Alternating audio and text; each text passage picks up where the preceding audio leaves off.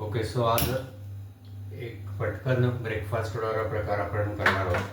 त्याला कोकणामध्ये उकड म्हणतात. उकड म्हणजे बेसिकली जसं आपण कढी करतो तशीच आहे, पण कढीमध्ये आपण बेसन घालतो ताकामध्ये.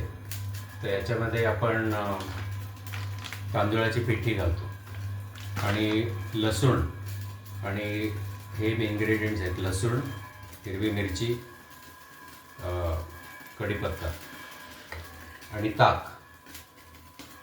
सो तसं बघितलं तर एकदम सिम्पलच आहे, पण बऱ्याच लोकांना माहिती नसतं की जसं आपण कढी बेसनाची करतो तसं तांदूळाच्या पिठाची पण कढी करता येते.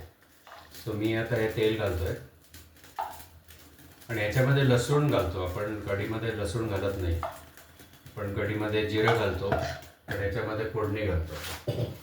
जिरं नाही आणि तेल घालतो. सो मी आता ही मोहरी टाकतोय. एकदम सिंपल आहे, पण बऱ्याच लोकांना माहिती नसते. मी पण हे विसरून जातो. हळद टाकली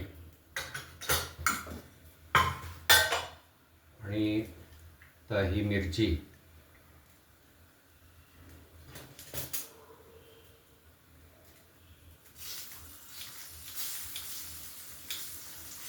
आणि लसूण मला अख्खा टाकायला आवडतो याच्यामध्ये.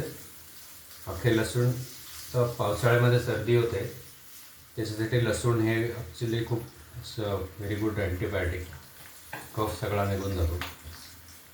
सो एकदम सिंपल आहे, पण शेवटी मी त्याच्यामध्ये फॉर्टिफाय करणार आहे, कारण ही नुसती तांदूळाची पिठी आहे आणि ताक ऑफकोर्स त्याच्यामध्ये कॅल्शियम आहे.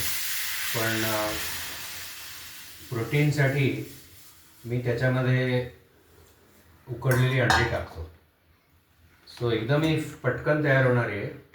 त्याच्यावर थोडी पिठी टाकायची, जसं आपण पिठल्यामध्ये टाकतो तसं, किंवा कढीमध्ये बेसन टाकतो. हे ढवळायचं आणि नंतर मी ह्याच्यामध्ये ही उकडलेली अंडी टाकणार आहे. So that makes the protein, so it is a very quick breakfast plus nutritious because of this boiled eggs, and they go very well with the ukad. So that's all. Thank you. आता ही उकड तयार झाली आहे. बघा, ही थोडीशी पिठल्यासारखी किंवा थोडी कढीसारखीच दिसते.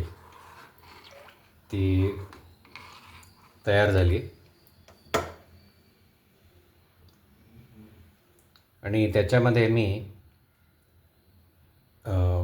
उकडलेली अंडी टाकणार आहे.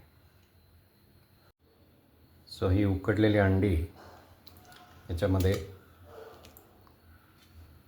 टाकली की ती त्याच्यामध्ये मिक्स होतील. एक सेपरेट अंडा पण ठेवलं आहे. Can eat that separately also.